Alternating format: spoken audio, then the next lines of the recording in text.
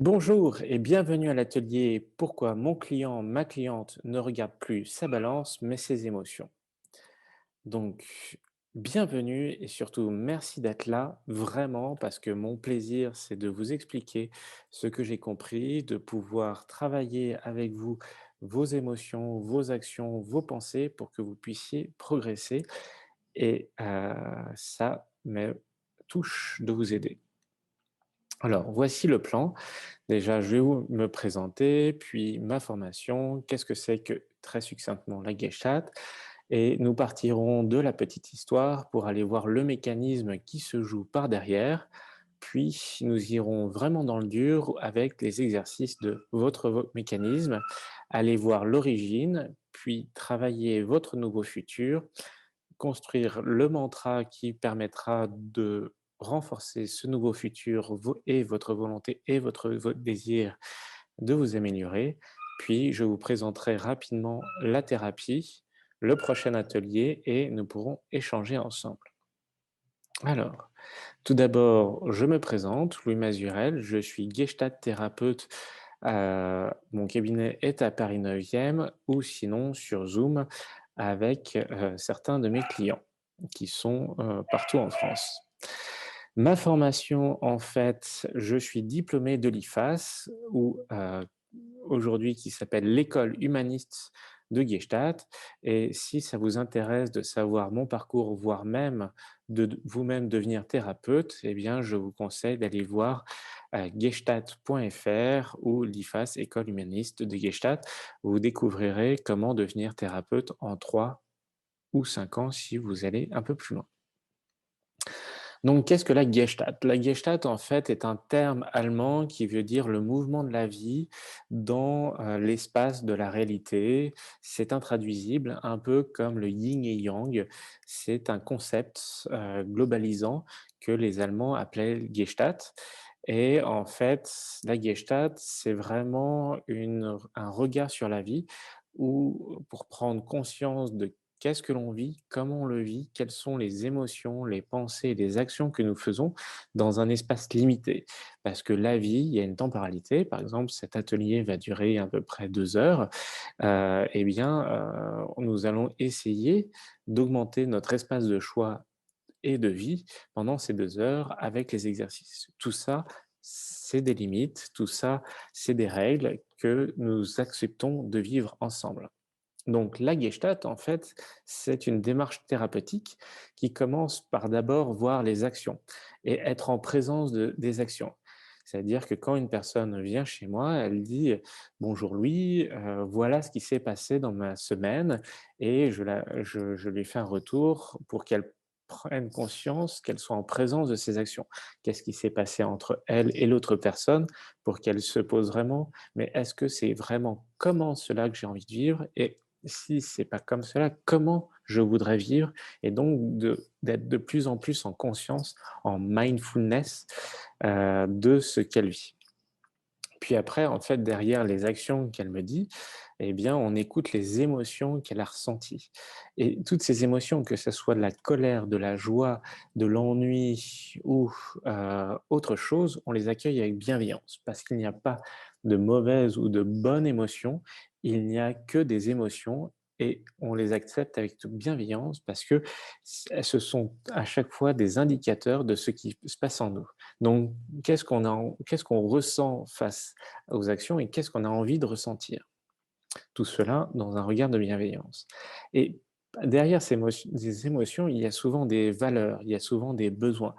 Et donc prendre conscience en fait de son besoin, de qu'est-ce qu'on a envie de vivre et de penser pourquoi on pense ça, pourquoi on a envie de vivre ça et qu'est-ce que on a envie de penser par derrière. Et en fait, si on est en présence de ces actions, qu'on accueille avec ces émotions avec bienveillance et qu'on est en conscience de ses besoins et de ses valeurs, eh bien, on va choisir la réponse que l'on va donner aux autres, ou même on va créer nous-mêmes de nouvelles actions.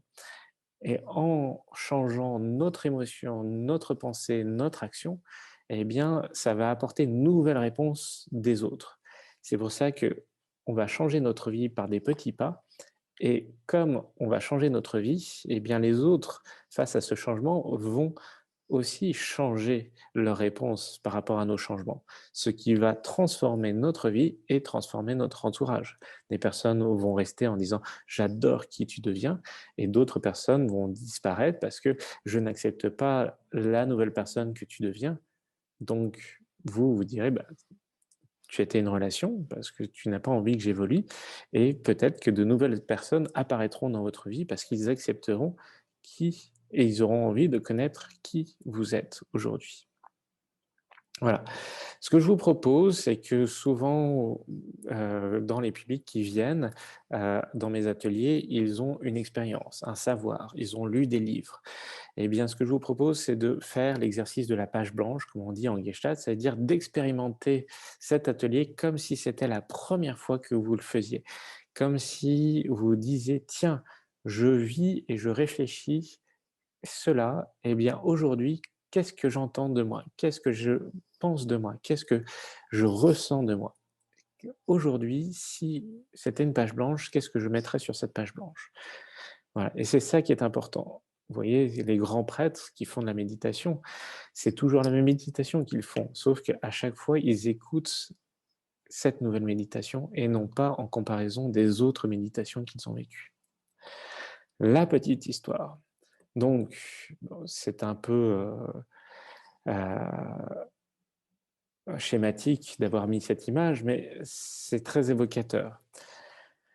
Mon ami, en fait, j'ai un client qui, quand, il a vu un ami, eh bien, quand il rentre chez lui, il se dit toujours: «Mais est-ce que je lui ai dit bien ça? Est-ce que j'ai bien fait les choses? Est-ce que» puis là, je lui ai dit ça et en fait, ce client est tellement stressé que plutôt que de se calmer en se disant: «Bah, ça s'est bien passé, tout va bien», eh bien, il va toujours chercher le moindre détail pour montrer pour se montrer que, il a fait une erreur, qu'il a été trop dur, qu'il était trop précis, qu'il n'a pas écouté la personne, que, il a trop écouté la personne et donc à chaque fois, il se crée un stress et une tension qui lui dégage la honte d'être lui-même et donc soit il mange, soit il boit en prenant de l'alcool ou une bouteille. C'est vraiment en fonction de ce qu'il y a dans son frigidaire. Et donc, vous voyez qu'en fait, c'est par rapport à la situation, c'est lui qui regarde ce qu'il fait et il crée chez lui de la honte, du stress et ça lui crée chez lui, une envie d'étouffer cette honte, d'étouffer ce stress par soit de la nourriture, soit de l'alcool. Donc, quelle est l'origine de ce schéma?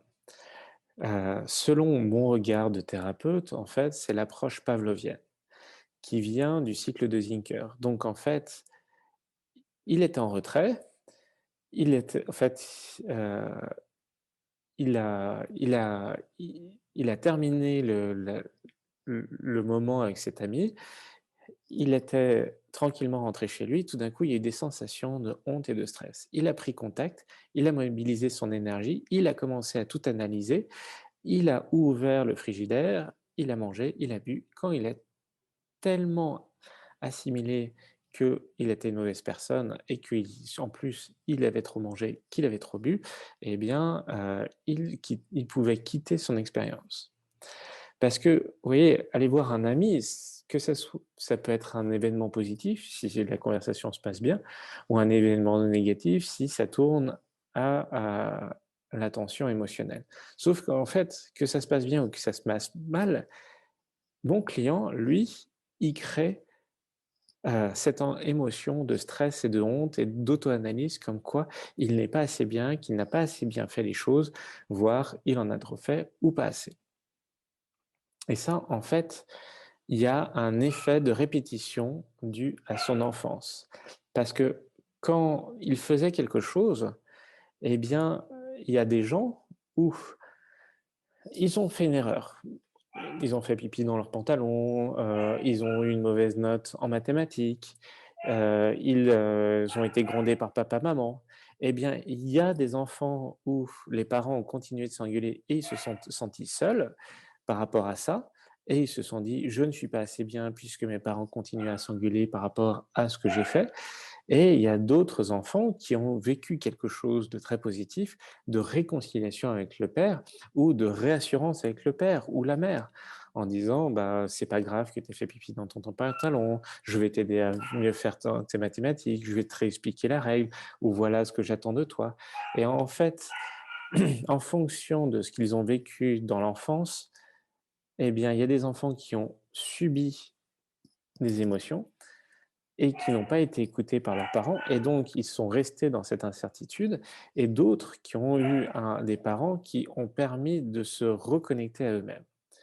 Et donc aujourd'hui, ces adultes, eh bien, ils ont oublié ce qu'ils ont vécu avec leurs parents. Ils ont oublié qu'ils ont subi ces émotions-là. Sauf que quand, dans la situation, eh bien, eux-mêmes régénèrent cette situation, cette émotion, et donc ils vont boire, ils vont manger, ils vont fumer pour pouvoir se couper de cette tension trop forte avec la réalité. Alors que d'autres qui, eux, vont très bien parce que leurs parents, enfin, vont pas très bien, mais ils ont aussi leurs problèmes, mais leurs parents les ont réassurés, et donc ils savent qu'ils peuvent retourner vers l'ami pour pouvoir se réconcilier avec cet ami, pour pouvoir recréer un lien avec cet ami, puisque leurs parents leur ont appris à recréer un lien avec eux. Et en fait, c'est ça qui fait que des personnes se tournent vers l'alcool, se tournent vers la cigarette, se tournent vers la nourriture. C'est que plutôt que écouter cet enfant malheureux qui n'a pas été réassuré, rééquilibré euh, par le parent, eh bien, ils ont dû enfermer cette émotion, et ils l'enferment encore plus fortement avec une action qui les déconnecte de cette tension émotionnelle. Et d'autres, ils ont eu le bon parent qui fait qu'ils savent qu'ils peuvent se reconnecter avec l'autre tranquillement et sans stress. Tous les éléments sont là. Et vraiment, nos actions sont les métaphores de nos émotions. Qu'est-ce que quand on agit, quelle est l'émotion, quelle est la pensée, quelle est la croyance que l'on se fait vivre à nous-mêmes. L'autre n'est qu'un élément qui est déclencheur de nos croyances, de nos habitudes, de nos émotions habituelles. Donc, prenons conscience de ça. Donc, ce que je vous propose, c'est déjà de réaliser quand et comment cela se déclenche. Quels sont les effets? Et je vais vous laisser 5 minutes où vous allez positionner 3 situations où vous marquez qui, qu'est-ce qui s'est passé, et à chaque fois l'émotion et le besoin, pour voir, et surtout qu'est-ce que vous avez fait pour se couper de cette situation. Si c'est compliqué, c'est normal, ça veut dire que votre cerveau fait un blocage inconscient en disant mais tout s'est bien passé, et c'est normal. C'est aussi bien normal que vous ayez fait ça que d'avoir cette compulsion et que vous l'ayez oublié, puisque tout ça est inconscient. Voilà. Donc, ce que je vous propose, c'est de remplir ce premier support et de voir qu'est-ce qui s'est passé, avec qui, et d'utiliser par la suite juste remplir la première et la deuxième colonne. On verra par la suite, et la dernière colonne, c'était qui, qu'est-ce qui s'est passé, comment j'ai répondu. Et après, on verra cette colonne-là et la ligne d'en dessous. Ça vous va? Je vais aller rassurer mon chien qui aboie. À tout de suite. Donc, on se donne rendez-vous à 20h, 20h05. Et si vous avez des questions, n'hésitez pas à les marquer dans la partie conversée pendant que les autres créent. À tout de suite.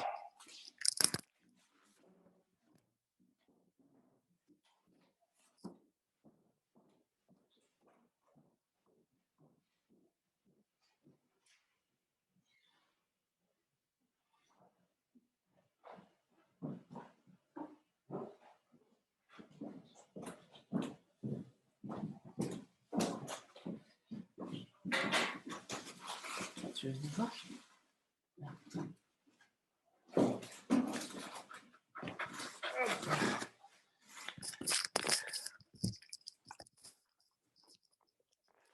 Je vous présente Rêve qui aboyait très fortement et qui se sentait un peu seul dans sa chambre.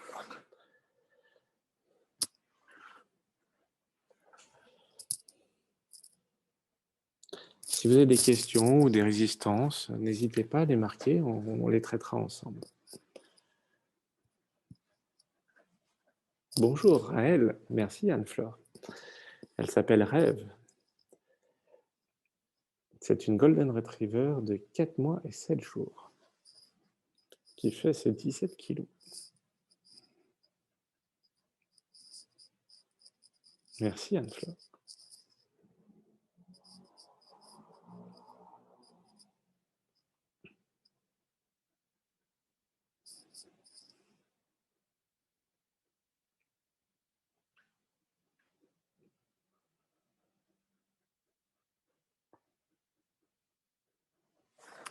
Alors, non, est-ce que ces réactions de compulsion sont forcément provoquées par une personne extérieure?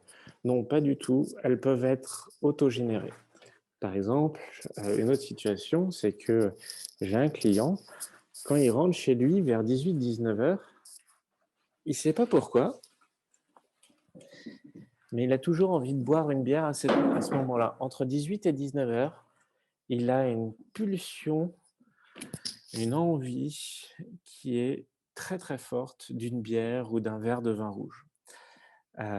Et en fait, à 18-19 heures, il ne sait pas trop pourquoi, mais c'est une sensation dont il a besoin. Donc tu vois que comme quoi il n'y a pas besoin que ça soit provoqué par une personne extérieure. Ça peut être une heure, ça peut être un moment dans la journée qui fait que, ça crée ça.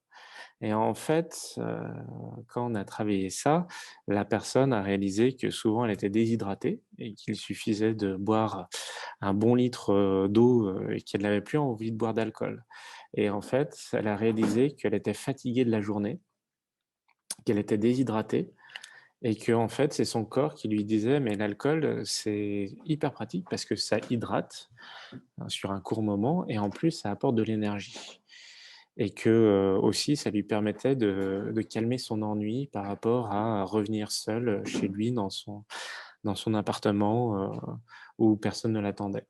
Et donc il a réalisé que, émotionnellement, il se sentait seul et qu'il était fatigué et qu'en plus il était déshydraté. Et donc son corps, son inconscient, sa pensée lui disait: «Bah, bois un verre d'alcool, ça va te détendre, ça va te rendre euphorique et puis tu te sentiras plus léger par rapport à la fatigue, heu, de la journée et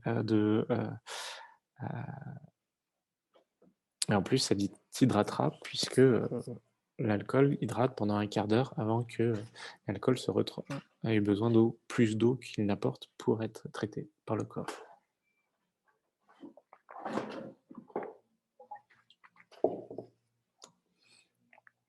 Voilà. Donc merci à Shana, tu as tout à fait raison. Parfois, c'est être seul avec soi-même et en fait, c'est aussi une sensation, heu, de justement de l'émotion d'être seul avec soi-même qui est trop lourde à porter pour la personne. Et qu'elle préfère fuir par de l'alimentation ou de l'alcool ou une cigarette ou voire, des drogues un peu plus dures. Voilà.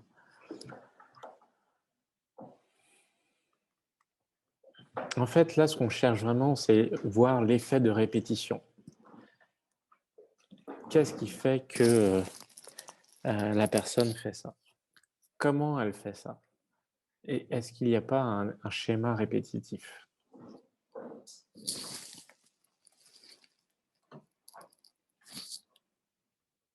C'est une très bonne question. Merci, Chana.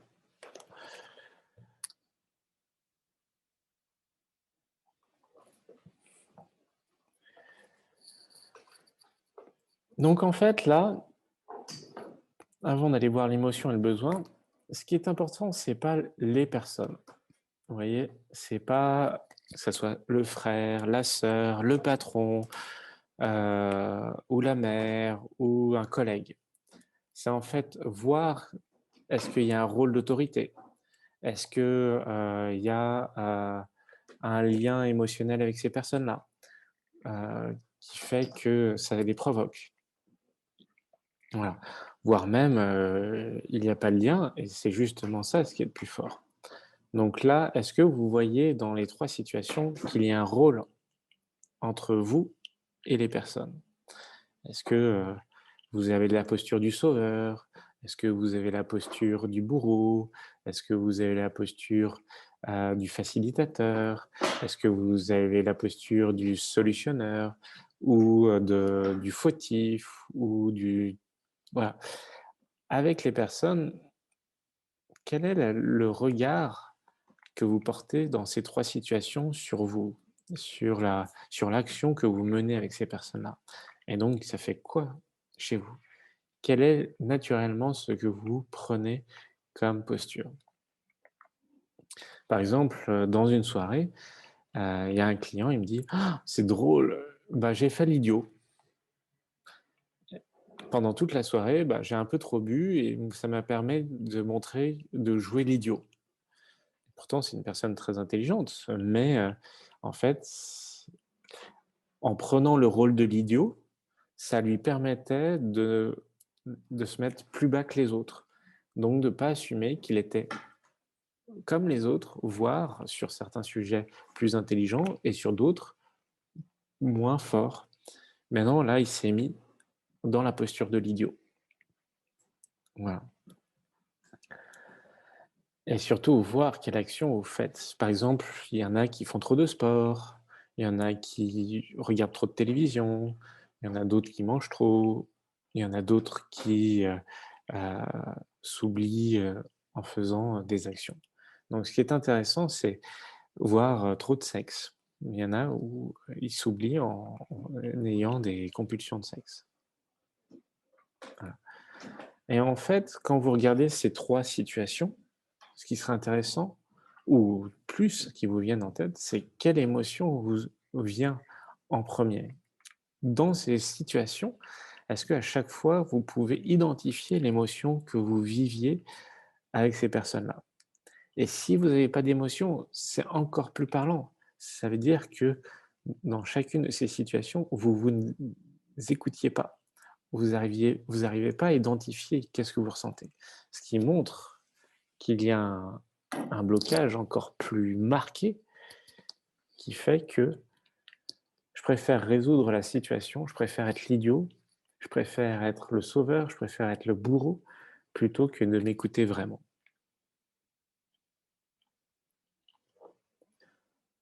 Donc quand vous regardez cette boussole,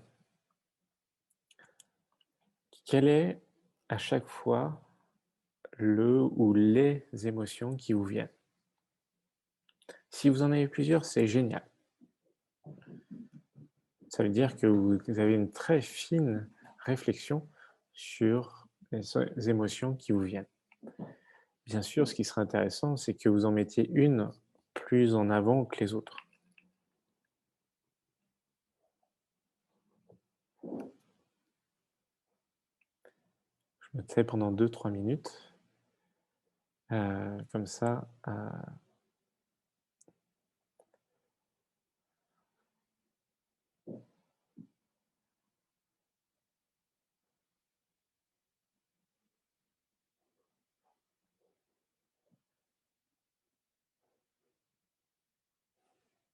La partie, la,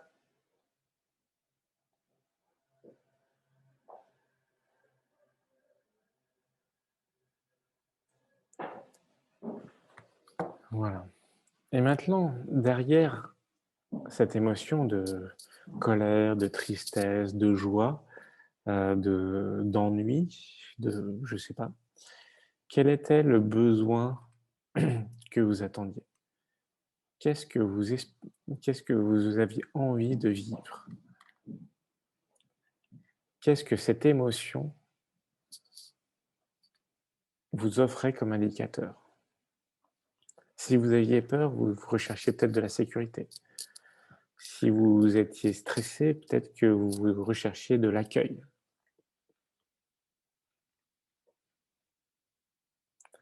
Donc, par rapport aux émotions, que vous avez notées. S'il y en a plusieurs, c'est top.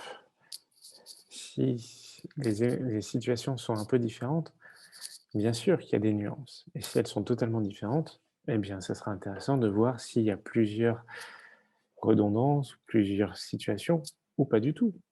Et ça veut dire que tout va bien, dans le cadre de ce qui est vécu.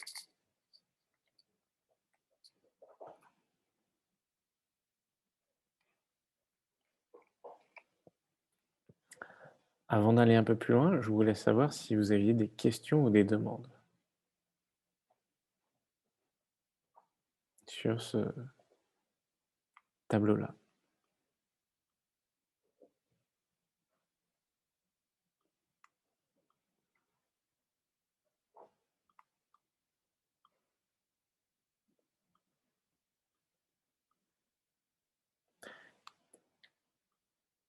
Parfait. Ben, on va aller un peu plus loin là. Donc, un exemple concret, si vous aviez besoin de voir, en fait, c'est montrer comment il y a une corrélation entre émotion, cause, sensation et besoin. Vous voyez, c'est voire même associer l'émotion, le corps et le besoin. Et donc, ce qui serait intéressant, c'est que vous relisiez ce que vous avez marqué et de voir si c'est bien en corrélation de ce que vous aviez, que vous avez vécu. Si ça ne l'est pas, c'est tout aussi bien, puisque ce tableau est une généralité et votre histoire est unique. Ça me permet juste de vous aider à positionner les choses et peut-être prendre un moment sur les sensations corporelles que vous avez ressenties. Est-ce que vous avez vécu un parallélisme ou pas? Est-ce que c'est similaire au tableau ou pas? Je vous laisse relire un moment et voir si ça reste cohérent.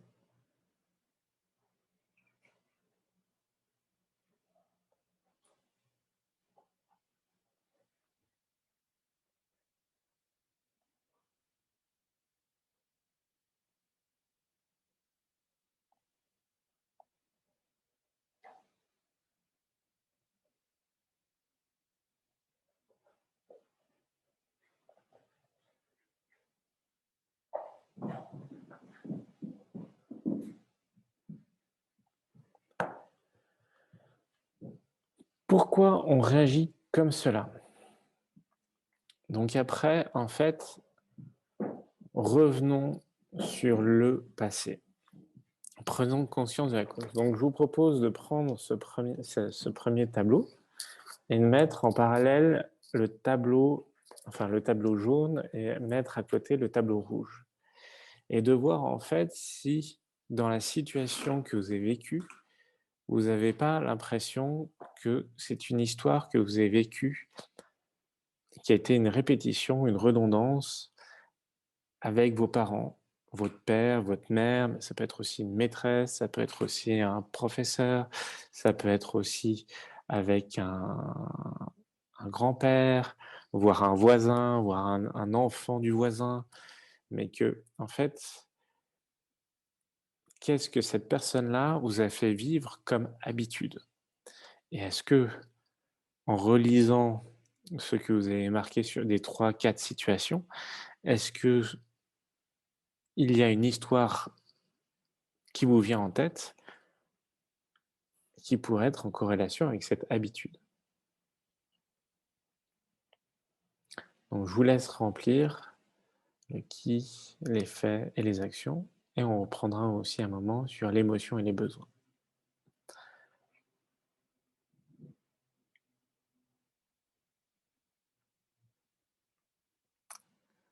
Donc, est-ce qu'il y a quelque chose qui vous apparaît? Si rien ne vous apparaît, c'est très bien. Si une histoire vous apparaît, c'est très bien aussi. Il n'y a parfois pas toujours une histoire derrière. On est dans un atelier de développement personnel, on n'est pas en thérapie, donc si ça ne vous vient pas spontanément, c'est normal. C'est trop succinct. C'est pas assez. Ça peut parfois être un peu trop léger pour, émotionnellement parlant, pour pouvoir s'imprégner de ça. Donc, ne vous jugez pas. Je vous laisse juste vivre l'expérience.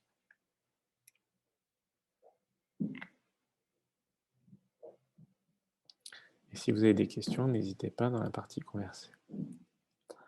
On va reprendre ça tranquillement vers 20h15.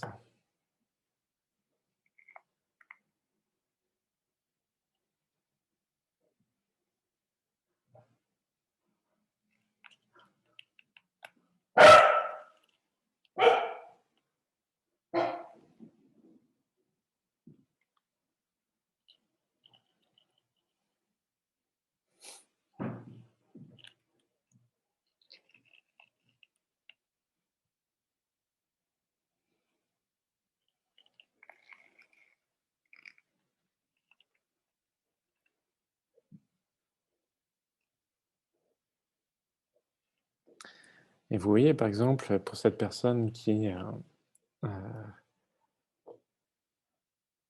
avait besoin d'un verre de bière ou de vin, en fait, quand on a travaillé ça, il a réalisé que, en fait, ses parents, quand il rentrait de l'école, ses parents l'envoyaient toujours dans sa chambre et lui demandaient de travailler tout seul. Et en fait, quand il quittait le travail, c'était comme s'il quittait l'école et quand il arrivait dans son appartement tout seul, eh bien, c'est comme s'il rentrait dans sa chambre tout seul. Et quand il était dans sa chambre, il sentait beaucoup de tristesse, beaucoup de solitude, beaucoup d'ennui. Et donc, quand il rentrait le soir du travail, eh bien, dans son appartement tout seul, il ressentait beaucoup de tristesse, beaucoup de solitude, beaucoup d'ennui. Et plutôt qu'écouter cette émotion et de créer à partir de ça, il préfère l'étouffer avec de l'alcool ou de la nourriture.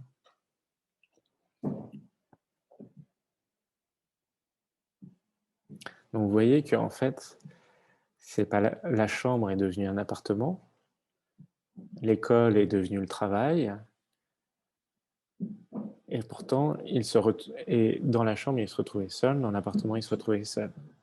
Et tout cela, en fait, lui crée des émotions négatives. Et comme ses parents lui disaient d'aller dans sa chambre, eh bien, il n'osait pas revenir vers ses parents en disant: «Je m'ennuie, je me sens triste, je me sens seul».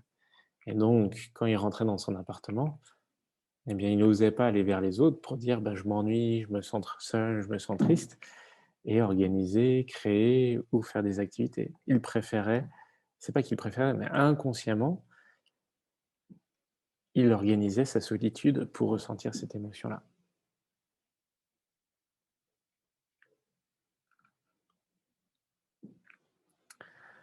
Donc vous, quand vous reprenez cette histoire avec les parents, qu'est-ce que vous avez ressenti? Quelle est l'émotion qui vous vient?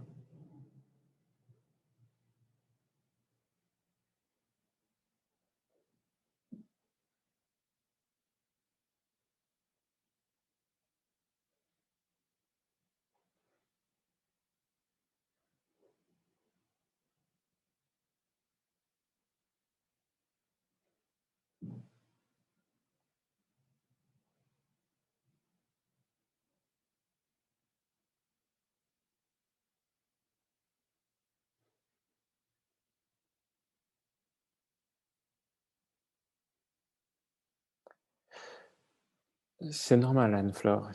En fait, il faut pas, c'est pas parce que en fait, c'est très dur de s'auto-analyser, de s'auto-réfléchir, de s'auto-prendre conscience.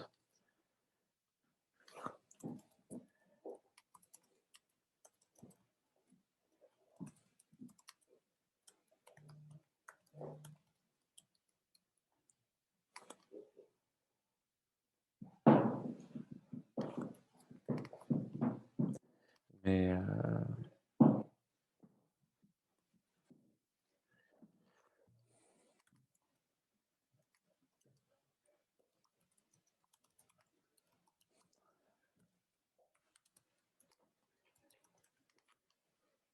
voilà. Donc et peut-être que ça deviendra un peu plus tard.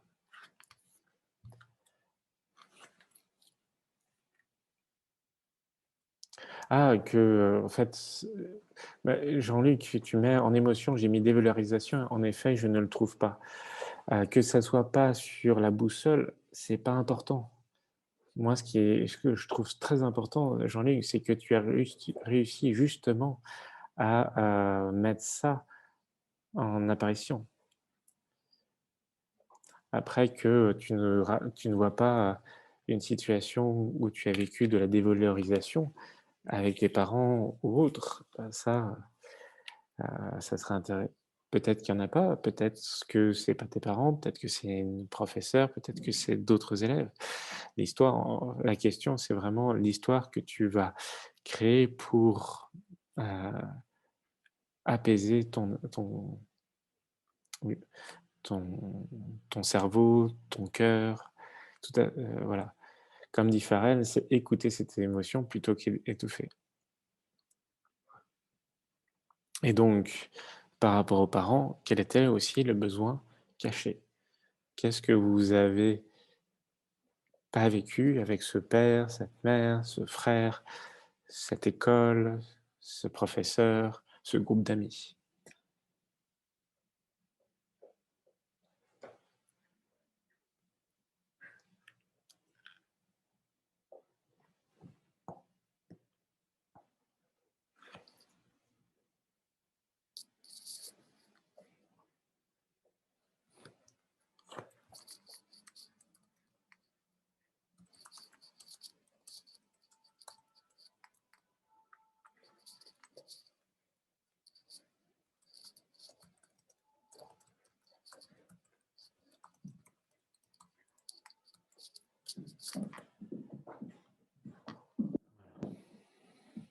Et maintenant que vous avez écrit ça, est-ce que entre le présent et le passé, y a-t-il un même mécanisme, une même émotion, voire un même besoin?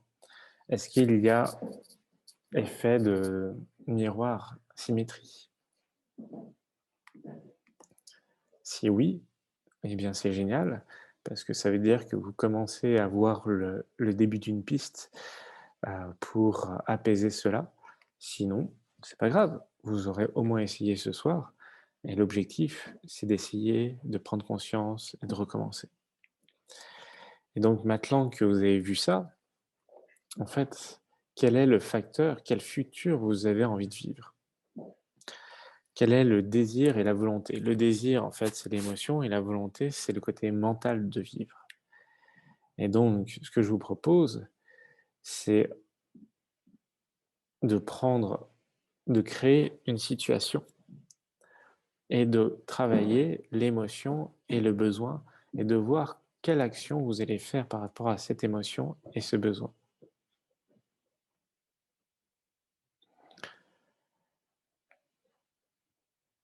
Voilà. Donc, j'ai pas su répondre à mon manager, bah, la prochaine fois, qu'est-ce que j'aimerais lui répondre? Comment j'aimerais lui répondre? Qu'est-ce que j'aimerais lui dire? Et vraiment poser les mots parce qu'en fait, pour votre cerveau qui est enfermé dans sa boîte crânienne, que vous imaginiez ce futur, en fait, ça le prépare, ça l'entraîne à faire la bonne parole, le bon geste et la bonne pensée au bon moment. C'est comme passer de la salle de sport au stade de sport, puis après à la compétition de sport, régionale, nationale, voire internationale. Et là, en fait, en écrivant ça, vous préparez votre cerveau pour que, là, c'est la salle de sport émotionnelle de ce que vous avez envie de vivre. Donc, allez-y, posez tout ce qui vous vient. Et si vous bloquez, c'est très simple, je vous propose cette solution, c'est de prendre l'opposé de tout ce que vous avez écrit dans les situations autres. Je me taisais, je parle. Je me sentais seul, je vais trouver plein d'amis. Je n'exprimais pas mes émotions, je vais exprimer mes émotions.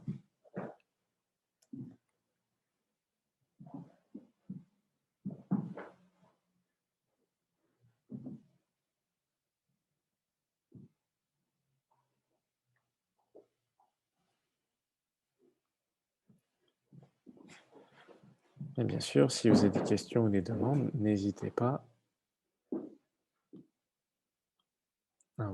à les poser dans la partie conversée.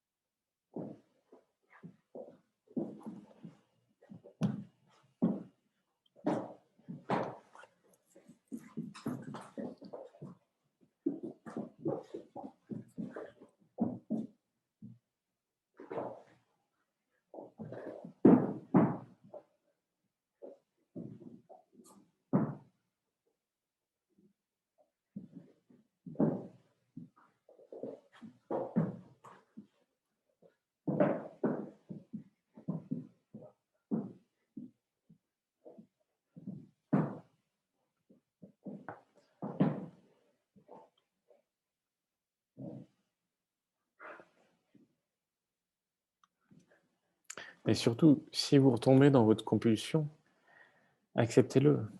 Vous voyez, c'est une habitude que vous aviez depuis très longtemps. Et il est très difficile de se défaire d'une très vieille habitude. C'est normal, en fait. Et en plus, cette habitude est là pour vous protéger. Donc, si elle revient, eh bien, en fait, c'est une ancienne protection qui vous vient vers vous. Et il est beaucoup plus fluide et beaucoup plus facile pour votre cerveau de revenir dans cette habitude. Donc, ne vous jugez pas, n'ayez aucune critique envers vous-même. Et justement, accueillez avec bienveillance cette situation en disant: «OK, avant, j'en avais pas conscience, maintenant j'en ai conscience. Avant, je subissais, maintenant, j'accepte avec bienveillance que j'ai pris conscience que j'étais retombé dans une habitude. Elle est là pour m'alerter, elle est là pour me sécuriser, elle est là pour m'aider à agir dans ma vie». Donc aujourd'hui, heu, ça c'est une action, mais c'est une habitude, c'est un réflexe. Oui, Anne-Flore, si quand tu dis: «C'est le terme compulsion qui me bloque», eh bien, je te propose comme, synonyme de compulsion, habitude, répétition, heu, action récurrente qui font qu'en fait, ce sont des actions que tu subis parce que tu les fais sans conscience. Ce sont des habitudes que tu fais sans conscience. Heu, il y avait une de mes clientes, me disait, «Ah! J'ai pas envie d'aller voir ma famille, cet été. Mais bon, c'est toujours là, c'est pendant une semaine, on se voit tous, on est tous ensemble, sous le même toit, heu, c'est obligatoire, comme ça, ma mère nous voit, on est tous rassemblés, on respecte le concept de famille idéale». Et en fait, je lui dis: «Mais est-ce que vous» là, j'ai l'impression que c'est une habitude chez vous, que vous remettez même pas en cause cette habitude. Mais vous, cette semaine de vacances, vous n'en avez pas beaucoup, dans votre année, due à votre travail. Est-ce que vous avez vraiment envie de la passer avec votre famille pendant toute la semaine? Est-ce que vous auriez pas envie de faire autre chose? Est-ce que vous auriez pas envie d'organiser quelque chose d'autre? Est-ce que vous auriez pas la volonté de vivre différemment vos vacances? Et là, la personne m'a dit: «Ah bah oui, bon, pour respecter ça, moi je propose, je vais rester allez, j'ai envie d'aller, faire, une balade, je raconte, j'imagine là, dans les Alpes alors que même avec ma mère, on est toujours dans le Midi, sur la plage pendant une semaine. Moi, j'ai envie de marcher dans les Alpes. Donc ce que je vais faire, je vais dire à ma famille que je serai là que pendant 3 jours et après j'irai à Isola 2000 pour marcher parce que c'est pas très loin de la plage et c'est facile». Voilà. Tout à fait, Anne-Flore, c'est s'autoriser à faire ce qu'on a envie de faire, plutôt que de subir inconsciemment l'habitude familiale, la croyance subie par le passé. Et c'est là où rentre l'entraînement. Et en fait, vous voyez, déposer ça sur une feuille de papier ou déposer ça en thérapie, là, en fait, c'est une forme d'exercice de conscientisation. Et la thérapie sert à ça. Et donc, est-ce que quand vous avez écrit votre nouveau futur, est-ce que vous ressentez tous ces mots qu'il y a dans ce carré, dans ce quart? Est-ce que vous ressentez de la joie? Est-ce que vous sentez de l'énergie? Est-ce que vous vous sentez vivifié? Est-ce que vous vous sentez joyeux, content? Voire même, vous sentez plus de sérénité, plus de calme, plus de légèreté, plus tranquille, plus à l'aise.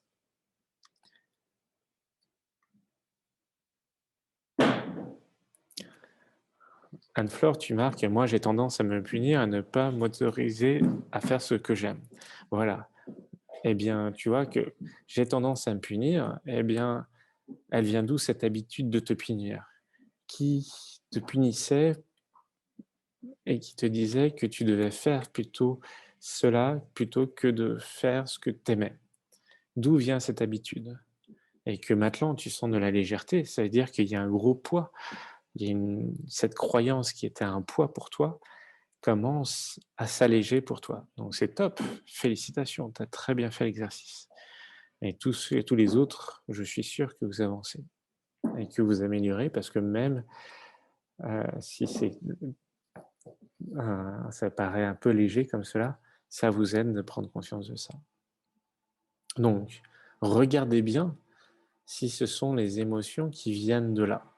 Si vous sentez encore un peu de colère ou de peur ou de tristesse, c'est bien, ça veut dire qu'il y a encore des résistances qui apparaissent. Et en même temps, vous avez essayé. Alors, H. Jiménez qui dit: «Je vais passer à coordonnateur de projet en quelques jours. Je veux rassurer mon équipe, mais j'ai l'habitude des réactions négatives car mon père me rabaissait systématiquement. Quel exercice pour m'habituer à trouver des réactions positives?»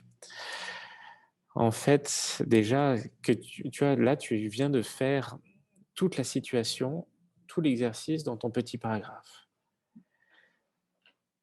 J'ai peur, je vais avoir une nouvelle mission, mais j'ai peur d'avoir des réactions négatives.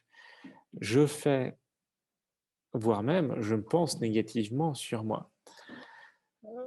Tu as pris conscience que c'était ton père qui te rabaissait négativement, et donc aujourd'hui, euh, le mieux, c'est de te rassurer, de te parler positivement.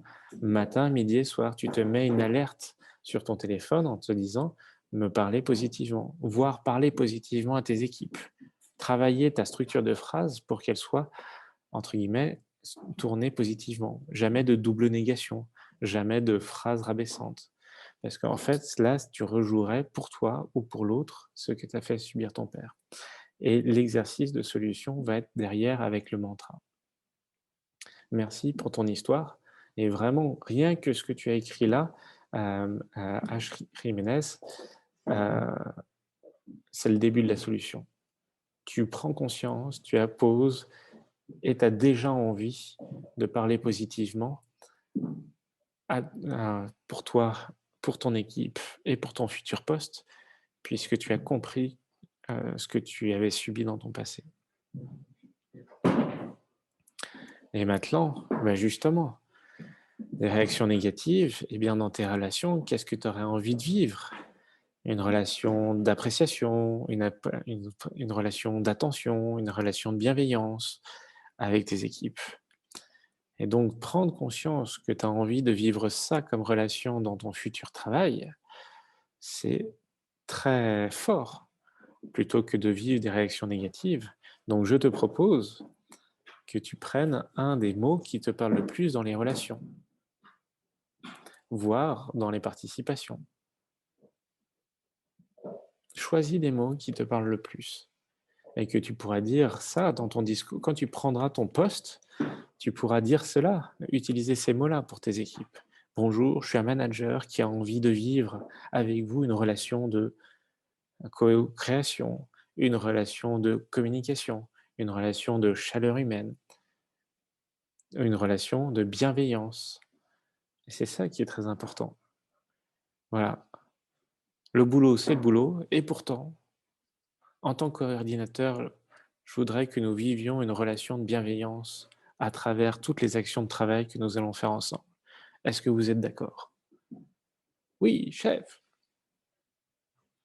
Voilà. Comme tu auras envoyé le message positivement, les autres pourront s'attendre aussi à ça. Et en plus, tu auras posé ta règle. Donc, ça sera clairement identifié pour tes équipes et pour toi-même. Et tu pourras repositionner les gens s'ils ne sont plus dans la bienveillance. Puisque toi, tu as un détecteur à malveillance grâce à ton père. Et donc, tu pourras les repositionner en disant, non, là, tu sais, moi, j'ai envie de travailler dans un environnement de bienveillance. Là, j'entends que tu es négatif, voire j'entends que tu es agressif. Qu'est-ce qu'on pourrait faire ensemble pour que la bienveillance entre nous revienne? Je te propose de co-créer une nouvelle solution où la bienveillance sera avec nous.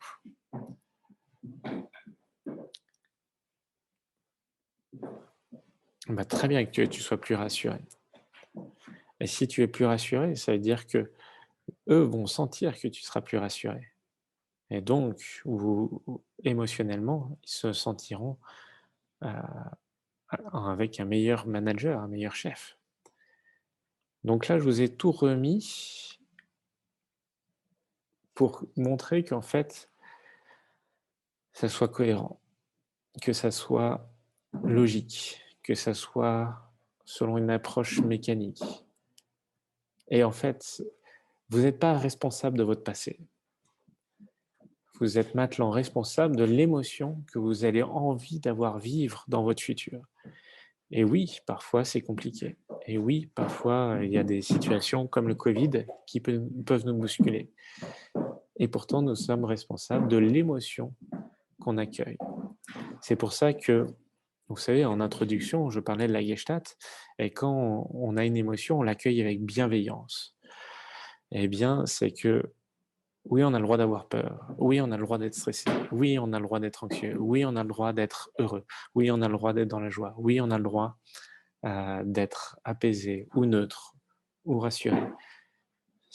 Et à chaque fois, on les accueille avec bienveillance parce que ça nous permet soit de mieux s'en sortir si c'est négatif, soit de mieux la vivre si c'est positif et de la renforcer. Donc maintenant,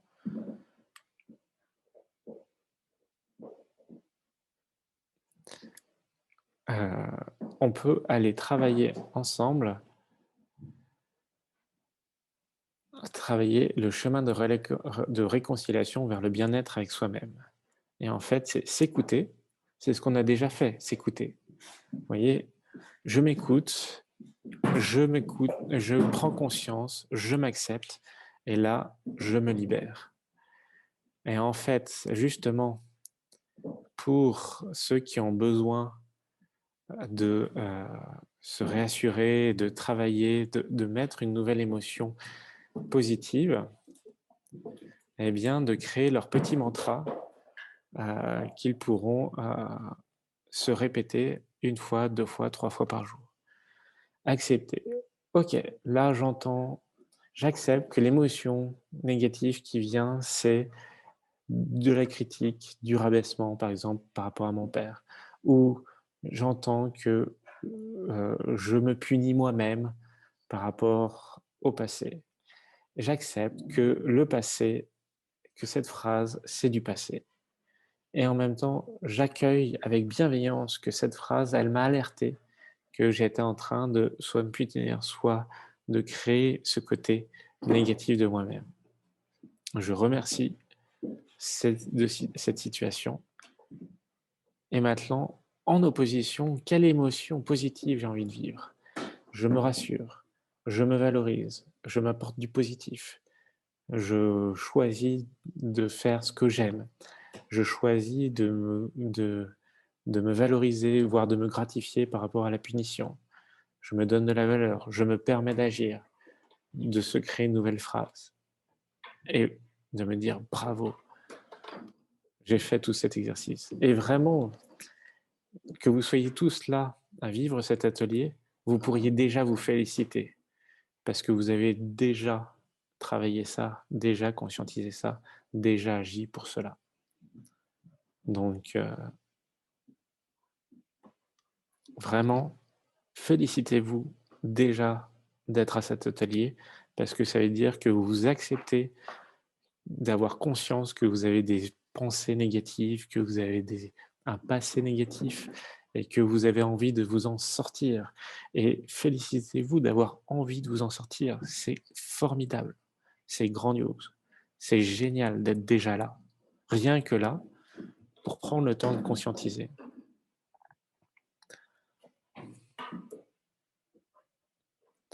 Et voilà, je vous laisse deux exemples de mantras qui peuvent vous aider.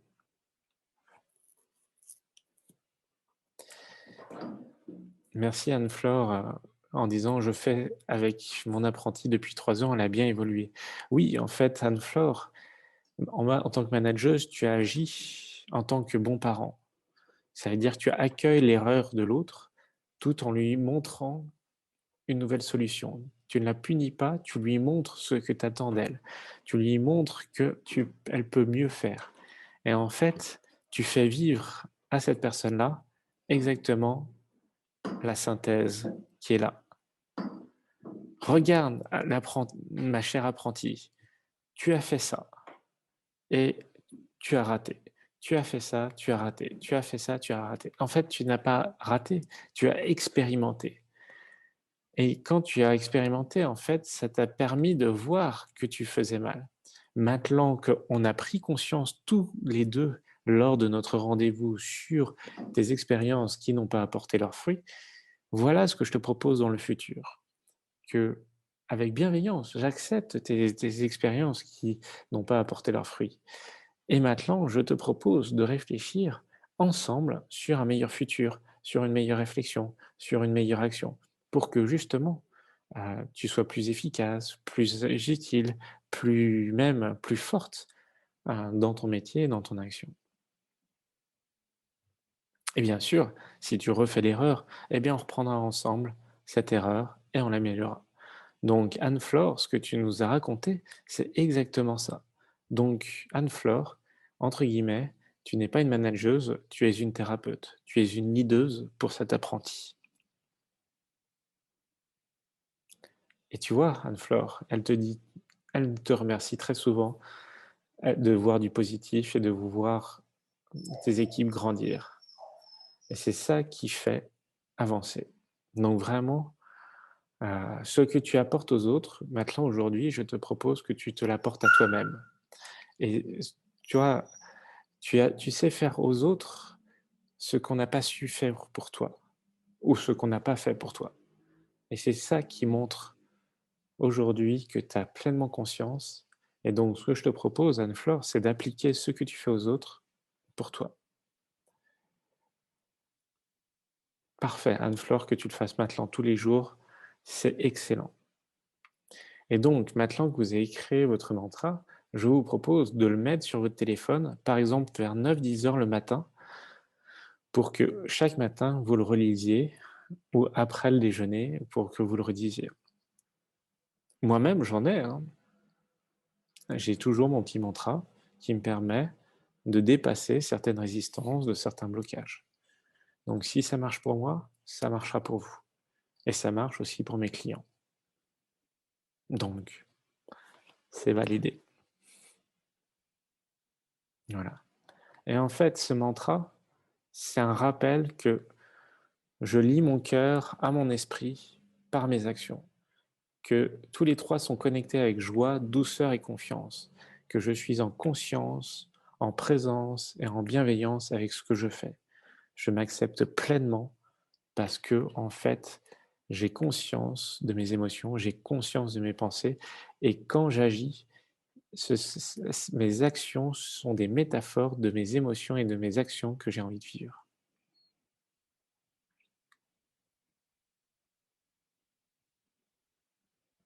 Et en fait, à quoi sert la thérapie?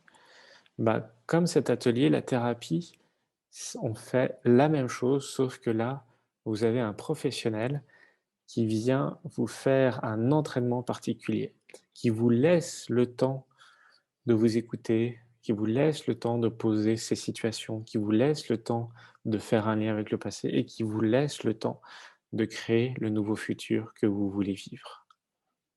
Et c'est ça, c'est vous laisser le temps dans un regard bienveillant, soutenant, en conscience, cadrant, pour que vous puissiez vous libérer petit à petit des habitudes inconscientes que vous subissez plutôt que vous avez choisir pour petit à petit choisir les émotions, les pensées, les actions que vous avez envie de vivre. Être aligné avec vous-même. Donc, une thérapie, c'est un dialogue avec un professionnel qui nous fait revenir à nous-mêmes et qui nous permet de reconstruire le souvenir, d'aller au contact de l'émotion créée et de s'en libérer pour pouvoir choisir son présent et son futur.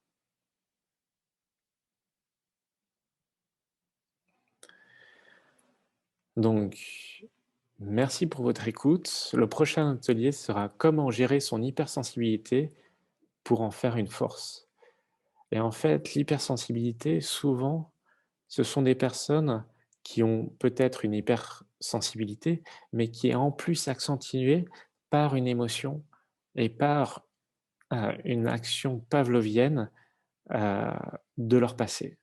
C'est que cette hypersensibilité, c'est ça qui les a particulièrement agacés dans une action passée. Et quand cette hypersensibilité dans le présent est agacée, eh bien, ça les renvoie aux émotions de leur passé. C'est l'effet pavlovien par cette hypersensibilité, selon mon regard de thérapeute. Après, d'autres personnes pourraient donner d'autres opinions. Mais moi, si vous venez à cet atelier-là, je vous expliquerai la causalité. Merci pour votre intérêt. Merci de m'avoir suivi, les 26 personnes, jusqu'à la fin de cet atelier. Euh, c'est vraiment agréable d'avoir des personnes et de pouvoir travailler ensemble. Eh bien, Jean-Luc, je te laisse t'inscrire sur le Meetup ou sur l'agenda en fonction de notre lien de connexion et on regardera ensemble. Donc, pour ceux qui veulent, je vous souhaite une bonne soirée et une bonne réflexion. Et si vous voulez, n'hésitez pas à ouvrir Mathlan vos micros pour que nous puissions échanger.